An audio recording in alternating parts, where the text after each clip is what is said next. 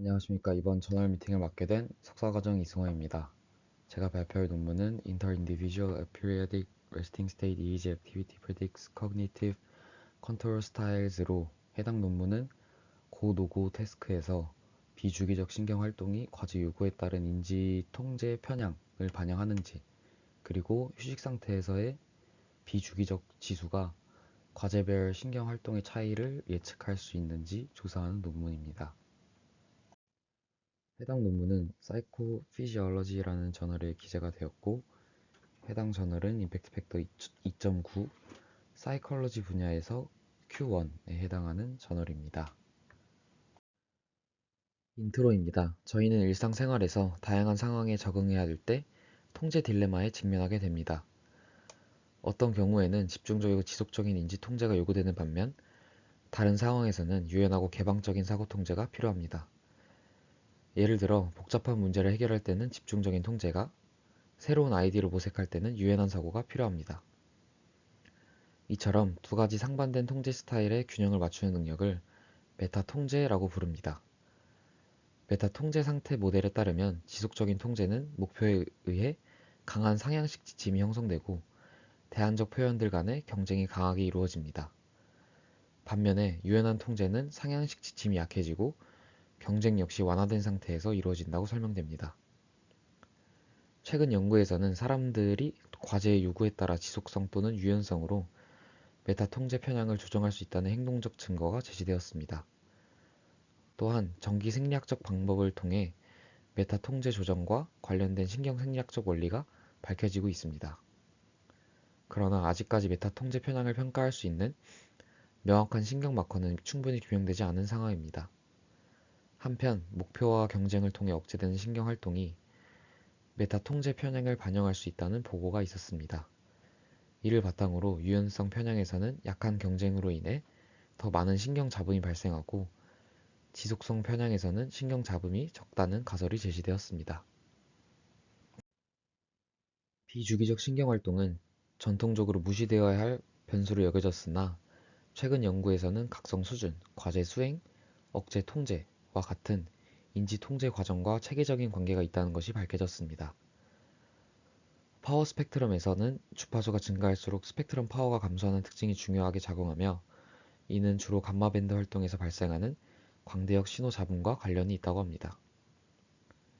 비주기적 성분은 스펙트럼 기울기를 분석해 결정되며, 이 기울기는 주파수에 따라 신호 파워가 얼마나 빠르게 감소하는지를 나타냅니다. 이 기울기는 신경 가변성의 측정 지표로 뇌가 특정 도전에 적응하는 능력을 보여줍니다. 비주기적 활동의 변화는 뇌의 흥분성과 억제성의 균형을 반영하며, 흥분성이 증가할수록 신경 잡음이 증가하여 신경신호 간섭이 발생할 수 있습니다. 선행 연구에 따르면 비주기적 지수와 서로 다른 과제 조건 사이에 일관된 관계가 있음이 발견되었습니다. 지속적인 통제가 필요한 과제에서는 지수가 증가해 신경 활동의 잡음이 줄어들었고, 유연성이 요구되는 과제에서는 지수가 감소해 신경의 변동성이 증가했습니다. 즉, 비주기적 지수는 지속성 또는 유연성에 대한 메타 통제 편향을 반영하는 마커로 볼 수 있습니다. 본 연구에서는 이러한 개념을 개인 간 차이에 적용하여 과제 외 상태에서의 비주기적 지수가 개인 간 메타 통제 편향과 관련이 있는지, 그리고 개인 내 변동성과 어떻게 연관되는지를 조사하였습니다. 한편 개인 간 차이를 설명하는 특성적 요인이 우세할 수 있으며, 이는 개인이 메타 통제 지속성, 유연성 차원에서 어떻게 변동할 수 있는지를 결정할 수 있습니다. 일부 사람들은 지속성에 더 가까운 편향을 보일 수 있고, 다른 사람들은 유연성에 더 가까운 편향을 보일 수 있습니다. 이 경우 휴식 상태에서 얻은 지수와 과제별 지수 간의 양의 상관관계가 나타날 것으로 예상된다고 합니다. 반면 개인 내 변동성이 더 우세할 수도 있는데, 예를 들어 신경 잡음이 많은 사람들은 쉬운 과제에서는 낮은 지수를 보이지만 어려운 과제에서는 더 높은 지수를 보일 수 있습니다. 이는 과제 요구가 개인의 특성적 편향을 보완하거나 무시할 수 있음을 시사한다고 합니다. 따라서 본 연구에서는 두 가지 시나리오 중 어느 것이 더 현실적인지를 테스트하기 위해 고노고 태스크를 분석했습니다. 연구의 목적은 휴식 상태에서의 비주기적 지수가 과제별 지수의 크기를 예측하는지 또는 조건별 차이를 예측하는지를 조사하는 데 있습니다. 또한 사전 시점의 신경 활동이 비주기적 활동에 영향을 미칠 수 있다는 기존 증거에 따라 각 과제 조건의 비주기적 지수를 사전 시점과 비교하였습니다. 메소드입니다. 65명의 피험자가 모집되었고 레스팅 스테이트 EEG의 비주기적 성분 중 지수의 평균을 기준으로 낮은 잡음과 높은 잡음 그룹으로 나누었습니다. 레스팅 스테이트 EEG는 2분 동안 측정되었고 인지 과제로는 고우 노고 테스트가 쓰였습니다. 고와 노고의 비율은 7대 3이었고 참가자는 시각적 자극에 따라 가능한 빨리 반응하거나 반응하지 않도록 제시되었으며 시각적 자극은 고우 노고의 독일어 단어가 제시되었습니다. 시각적 자극과 함께 음성 자극도 제공되었는데 동일한 의미의 음성 자극인 컨그런트, 조건과 다른 의미의 음성 자극이 제공되는 인컨그런트 조건으로 나뉘었습니다. 총 240 트라이얼이 진행되었고 4블럭이 진행되었습니다. EEG는 60개의 채널로 측정되었고 임피던스가 5kΩ 미만이 되도록 500Hz 샘플링 레이스로 측정되었습니다. 전처리는 256Hz로 다운 샘플링을 하고 CAR로 지참조 0.1에서 40으로 밴드패스, ICA로 노이즈를 제거하고 마이너스 2초에서 2초로 예폭한 후 100 마이크로볼트가 넘어가는 트라이얼은 제거해 주었습니다. 전처리된 뇌파는 웰치 기법으로 전력 스펙트럼 밀도를 계산했습니다.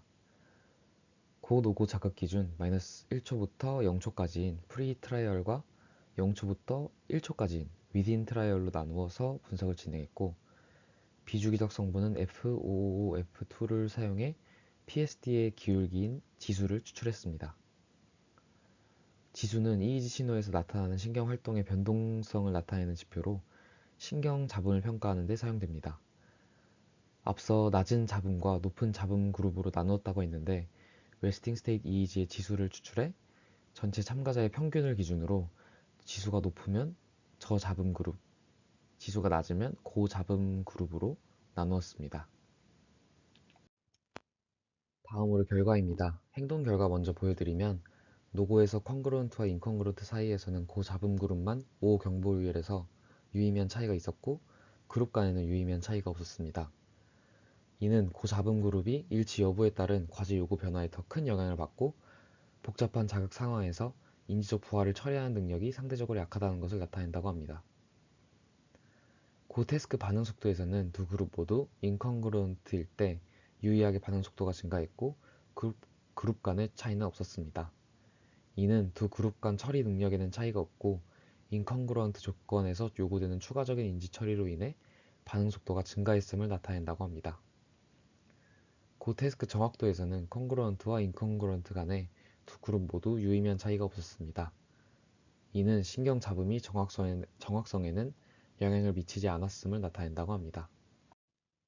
다음은 그룹별 지수 비교 결과입니다. 프리 트라이얼과 위딘 트라이얼을 비교했을 때 두 그룹 모두 위딘 트라이얼에서 지수가 유의미하게 증가했지만 그룹 간의 차이는 없었습니다.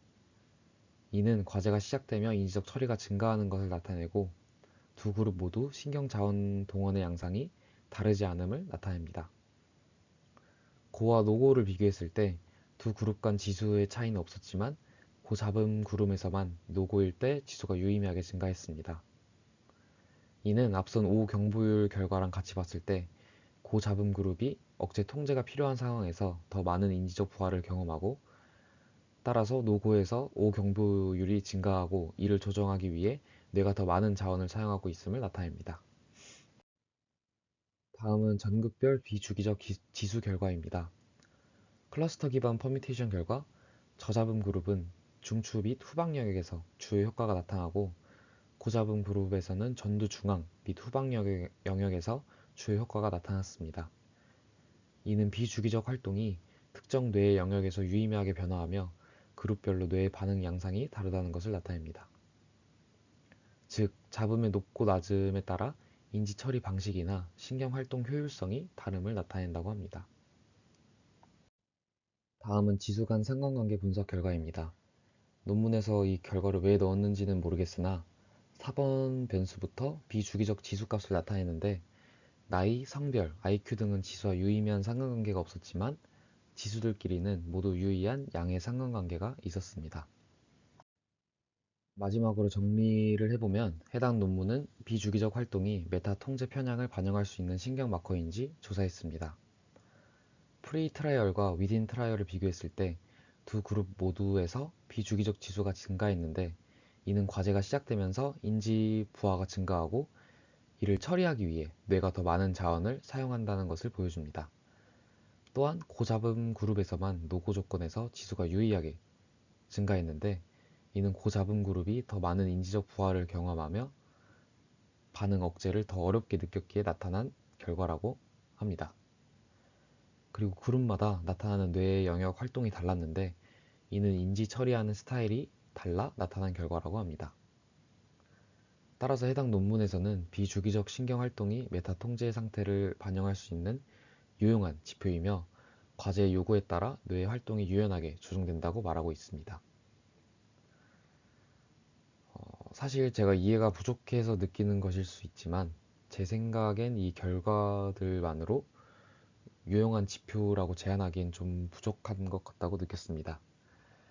고잡은 그룹에서 지수의 변동이 인지적 부하를 더 겪었기 때문이라고 하는데 실제로 참가자가 부하를 더 느꼈는지 설문 결과 등이 첨가되면 더 좋았을 것 같은데 없어서 아쉬웠습니다. 이상으로 발표를 마치도록 하겠습니다. 들어주셔서 감사합니다.